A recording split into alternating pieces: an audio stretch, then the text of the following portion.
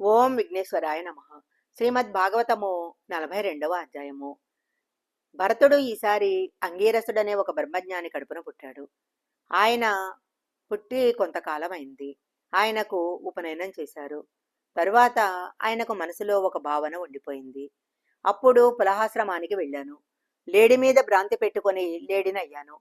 ఎలాగో ఒకలాగా కష్టపడి మనసులో భగవంతుడిని పెట్టుకొని లేడిని వదిలి ఇప్పుడు ఈ బ్రహ్మజ్ఞాని కడుపున పుట్టాను. ఇప్పుడు కానీ నేను గాయత్రి చేయటము, ఈయన చెప్పిన మంత్రాలన్నీ నేర్చుకుంటే నాకు వివాహం చేస్తానని పెళ్లి చేసి నన్ను సంసారంలో పెడితే రేపు నాకు పిల్లలు పుడితే మరలా భ్రష్టుడైపోతాను. అందుకని నేనెవరో ఎవరికీ తెలియకుండా ఉంటాను. నేనొక వెర్రివానిలాగా ఉంటే నాకు పిల్లనిచ్చేవాడెవరుంటాడు అని నిర్ణయించుకొని వెర్రివాడిలా కూర్చుని ఉండేవాడు. ఇంతలో ఆయన దురదృష్టవశాత్తు తండ్రి మరణించాడు. తల్లి సాగమనం చేసింది.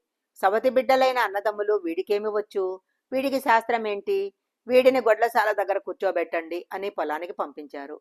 ఆ పనులన్నీ చూస్తుంటాడు అని అతనిని పేడ ఎత్తరా అనేవారు. ఎత్తేవాడు. పాసిపోయిన అన్నం పెడితే మారు మాట్లాడకుండా తినేవాడు. సర్వం బ్రహ్మమయం జగత్ అని బ్రహ్మమందు మనసు కుదుర్చుకొని ఉండిపోయాడు. ఒకరోజు అన్నదమ్ములు, నువ్వు పొలానికి వెళ్ళి పంటను కాపలా కాయి అన్నారు. ఆయన పొలం వెళ్ళి మంచమెక్కి వీరాసనం వేసుకుని కూర్చున్నాడు. లోకమందు కొంతమంది చిత్ర విచిత్రమైన ప్రవృత్తులున్న వాళ్ళు ఉంటారు. పిల్లలు లేని ఒక వ్యక్తి కాళికాదేవికి అవయవహీనత్వం లేని వ్యక్తిని బలిస్తే పిల్లలు పుడతారు అనుకుని వీడెవడో బాగానే ఉన్నాడు. మాట కూడా మాట్లాడడం లేదు. వీడిని తీసుకుపోవదాం అని తాళ్ళు వేసి కడుతున్నారు. బ్రహ్మజ్ఞానుల జోలికి వెళితే లేనిపోని ప్రమాదాలు వస్తాయి. చక్కగా కట్టించేసుకున్నాడు. పద అన్నారు. వెళ్ళిపోయాడు. ఆలయానికి తీసుకెళ్లి ఏదో పెట్టారు, తినేశాడు. తరువాత వంగు నరికేస్తామన్నారు. వంగాడు. కత్తి యందు బ్రహ్మము, నరికేసే వారి యందు బ్రహ్మము. అంతటా బ్రహ్మాన్ని చూసి తల వంచాడు. వెంటనే కాళికాదేవి బయటికి వచ్చి, ఆయన బ్రహ్మజ్ఞాని మహానుభావుడు, అంతా ఈశ్వర దర్శనం చేస్తున్నవాడు, ఆయన మీదన మీరు కత్తి ఎత్తుతారు అని కత్తి తీసి ఆ వచ్చిన వారి శిరస్సులను నరికేసి తాండవం చేసింది. ఆయన మాత్రం సంతోషంగా చూసి నవ్వుతూ స్తోత్రం చేశాడు.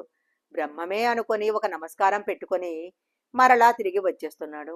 అలా వస్తుంటే సింధు దేశపు రాజైన రఘుగణుడు విష్ణుమతి నదీ తీరంలో ఉన్న కపిల మహర్షి దగ్గర తపోదేశం కోసం వెళ్తున్నాడు. బోయిలు పల్లకి మోస్తున్నారు. అంతలో ఒక బోయికి అలసట వచ్చింది.